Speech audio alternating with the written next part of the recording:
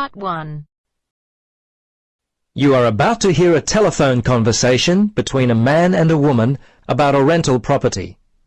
First, you have some time to look at questions 1 to 7.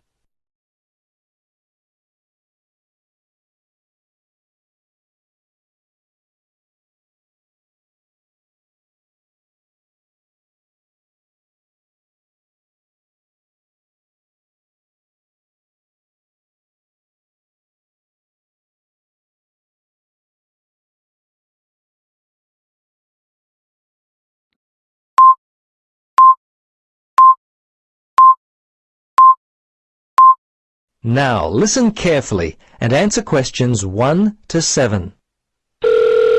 Central Realty, Jill speaking. How can I help you? Yes, hello, Jill. I've got a problem, a complaint I wish to register. Who should I speak to? You'll want to speak to Tracy, the residential manager. Just a moment and I'll put you through. Thanks.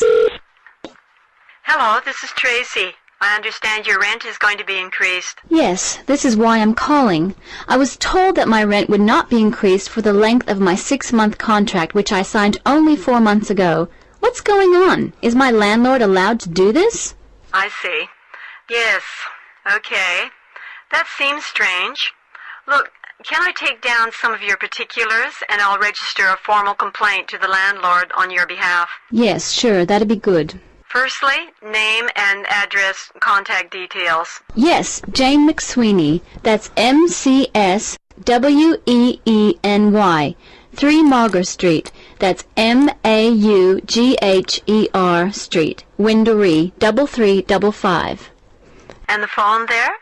Yes, you can contact me on 334756 extension 3176. I generally arrive home by 6 o'clock in the evening, so you can call me around that time, but not after 9. Oh, sorry, 8:30, because that's the time I leave for work. Okay, so I should note down that the problem is that your landlord wants to raise your rent. And when did you first move in? Yes, well, the contract began on August 1st, and... oh, hang on. Sorry, that's the ending date. We actually moved in on February the 1st. Before you listen to the rest of the conversation, you have some time to look at questions 8 to 10.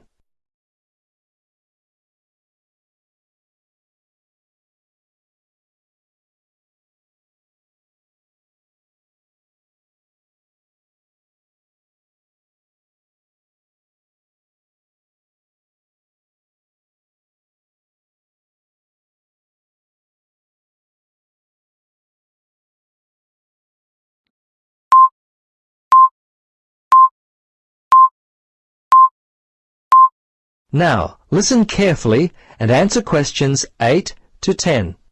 Okay, good. Now, if need be, you will have to send a letter to the Rental Tenancy Board. But as I said, first let us approach your landlord on your behalf and see if we can work out the problem before it gets to that situation. I'd be very surprised if you have to send a letter. 95% of these kinds of problems get solved early on. Okay. Now, if you have any problems you need to discuss, feel free to come in and talk with the general manager. In the meantime, if you would just wait until we receive an answer from your landlord, we'll be able to then plan our next step. Is there anything else I could be doing? Well, you could write a letter to the RTB listing all the events as they happened from your point of view. But as I say, hold on to it. Don't send it unless we have to. Well, that's about it for now. Thanks for your call. I'm sure we can sort this out. Thanks very much for your help. I hope we can sort it out too. Bye for now. Yes, bye. That is the end of Part 1. You now have half a minute to check your answers.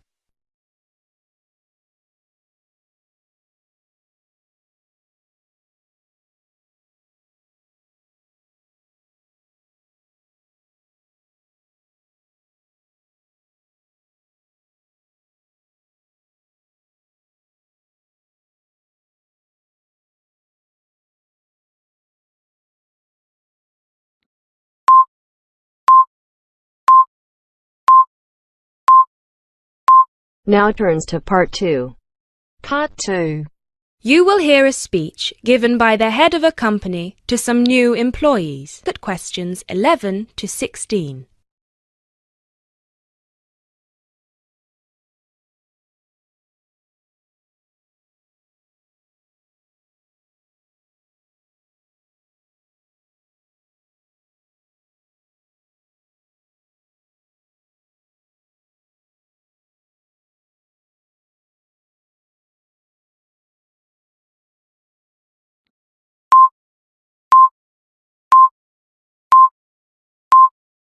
First of all, a warm welcome to Barker's Country Safaris. We're delighted to have you all on board for this season. I know you've all been told a bit about the company when you had your job interview, but I thought it would be worth telling you a bit more about ourselves. Barker's was set up 10 years ago by myself, John, and my then girlfriend and now wife, Nancy. We started it initially just as a hobby.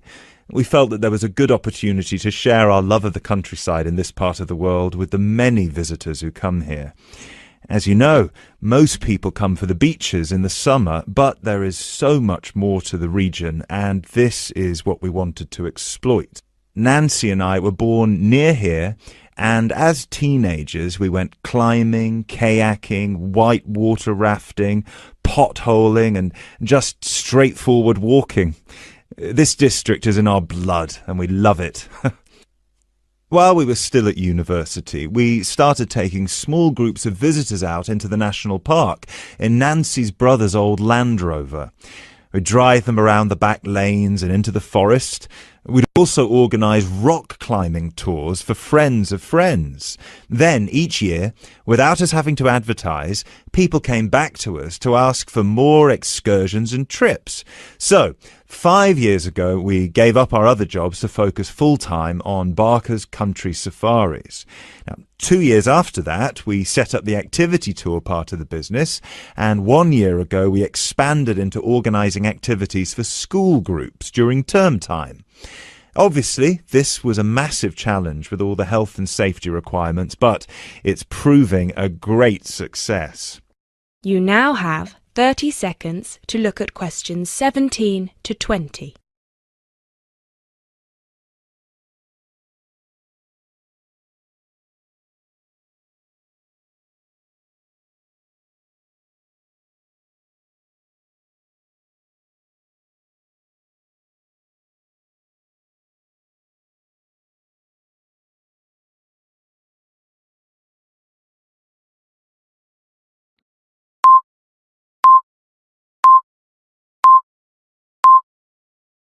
Anyway, we'll certainly not be dealing with school parties during the summer holidays. Our clients for the next 3 months are mostly family parties or groups of friends, and I'd like to talk a bit now about the tours we offer and what your responsibilities will be. Our most popular excursion is the Woodland Tour and Trail. Now, often this is sold out and we have all of our 10 jeeps in convoy with 8 people in each jeep. It's a lot of fun. These tours really offer a taster of what we can provide. So as both driver and guide, it is important that you do a good job here so they come back for the bigger tours. I will talk about the commission package later. As the summer days are so long, we have 3 tours each day, but you will not be expected to work on more than 2 of them. Morning tours start at 8 a.m. and go to midday.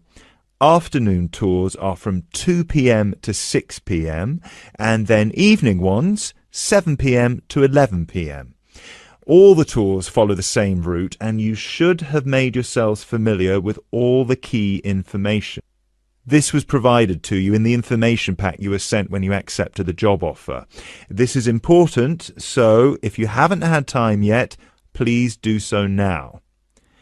Our second most popular tour is the Family Exclusive. Now, this tour is for the whole day and for only 1 group. Usually it is just 1 jeep, but sometimes there are 2 if the party is large. These tours go from 10 a.m. till 5 p.m. and include lunch at the Brown Bear in Lower Middleton. We have a number of different routes for these tours, as we don't want our premium clients being made to feel that they are part of a large package deal. You will be told which route to take with your weekly schedule. Now, I'd like to move on to these specialty tour packages. These are the ones that we're keen to book people on once they've done the Woodland Tour and Trail trip. That is the end of part 2. You now have half a minute to check your answers.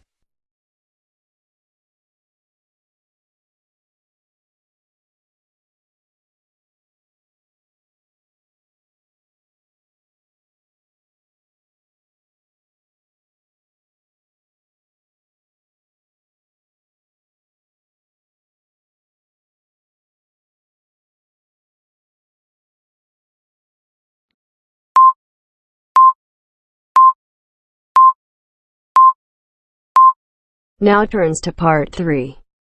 Part 3. You are going to hear a conversation between Sally and Ben. They are new college students. You now have some time to read questions 21 to 25.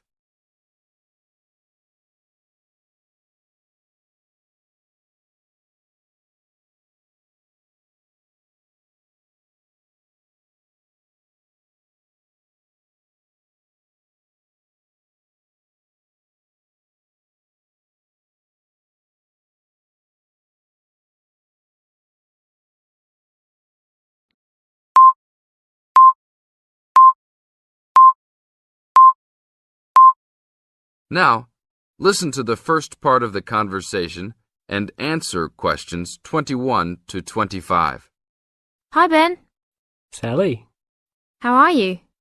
Fine. I wondered if I'd run into you. When did you get here? I only arrived last night, just in time. I prefer to travel on Sundays to miss the working rush. I suppose you arrived in plenty of time. Oh, I've been here for 4 days now, so it must have been Thursday that I arrived.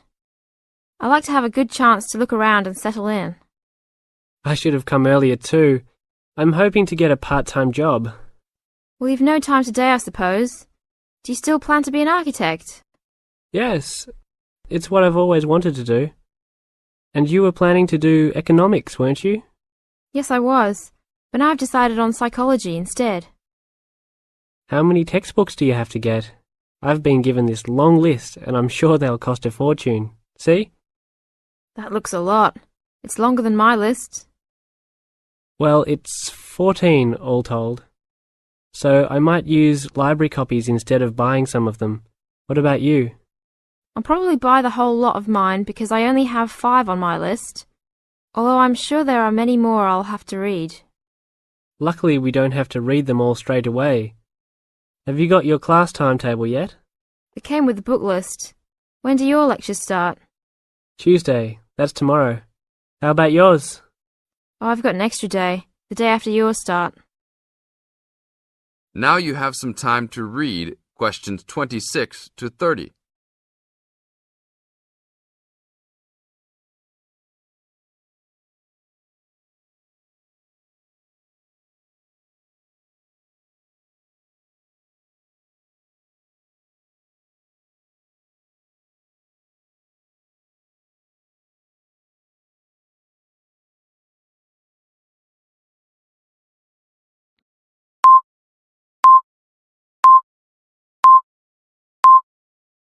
As the conversation continues, they are talking about their new college life. Listen carefully and answer questions 26 to 30. It's nothing like school, is it? Not so far, and the lectures will certainly be different. Do you have any special approach for keeping up with lectures and the amount we have to read? Well, I usually try to read every word in a book, in case I miss something important. So I suppose I'll try to write down every word of the lecture if I can. Oh, I couldn't do that. I'd get cramp in my fingers, and I wouldn't really hear what was being said. I usually skim a book when I read, and underline key parts, so I guess I'll try to make notes on the main points of the lecture. Have you thought of using a cassette recorder? You mean to record the lecture? Yep. Then you could make really good notes. Is it allowed? I think so. It must be. Plenty of people seem to do it. It has to be better than trying to write every word as you listen. Anyway, what's your first lecture about? Oh, it's on the Industrial Revolution. The Industrial Revolution? Sounds boring to me. Not really. It made a big difference to everything, including architecture eventually. So what's your first lecture about? It's about what separates humans from other animals. Okay. Look, I was on my way to the library to check out some of these books on my list. I have a tutorial paper to give in a couple of weeks. Oh, what's the topic? Well, I think our lecturer must have trouble thinking up topics. The topic is, why study architecture? I don't know. It could give you a chance to set out what you want to do. I guess so. Have you been given any tutorials to do yet? Yes. Mine is called Needs for Sleep. Sounds almost as interesting as mine. That is the end of part 3. You now have half a minute to check your answers.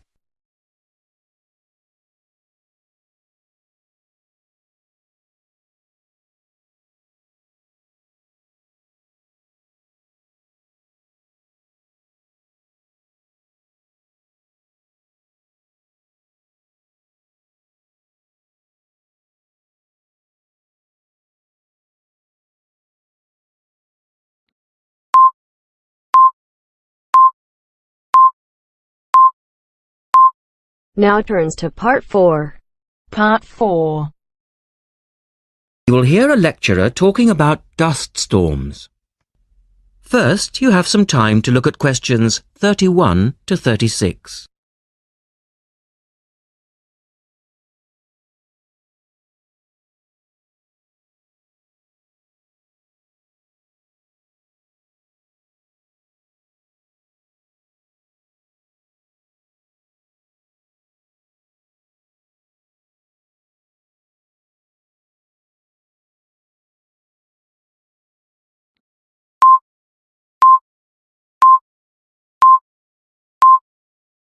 Now listen carefully and answer questions 31 to 36.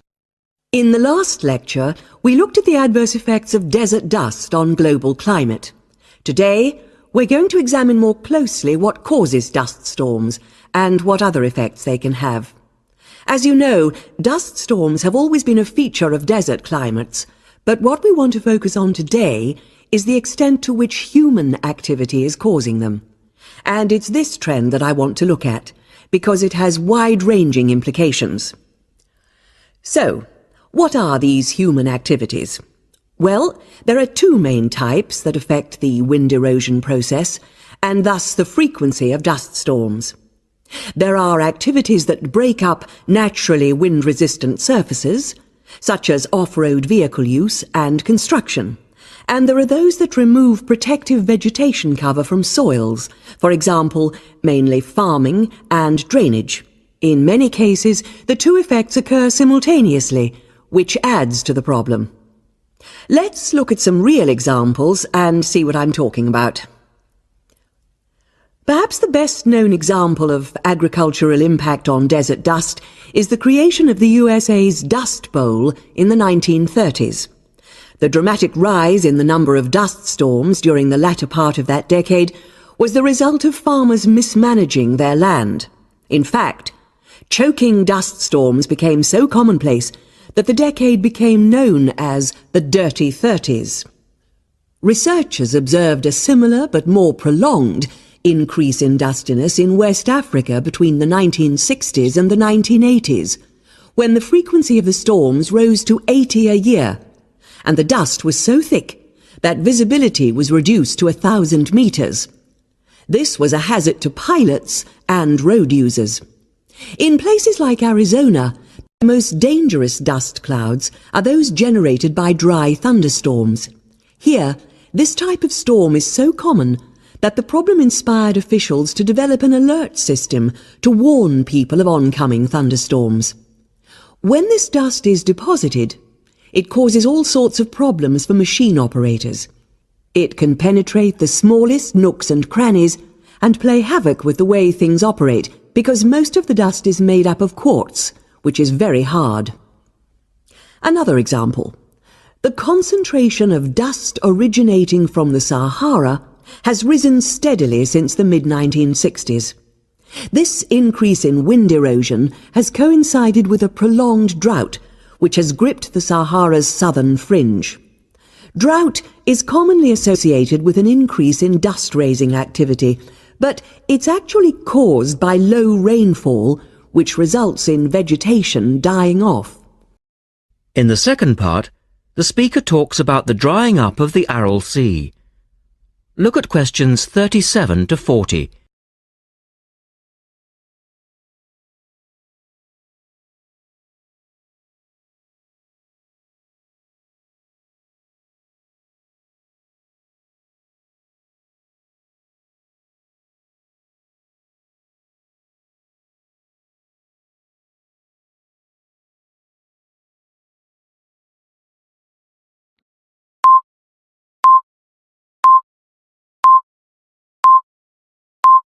One of the foremost examples of modern human-induced environmental degradation is the drying up of the Aral Sea in Central Asia.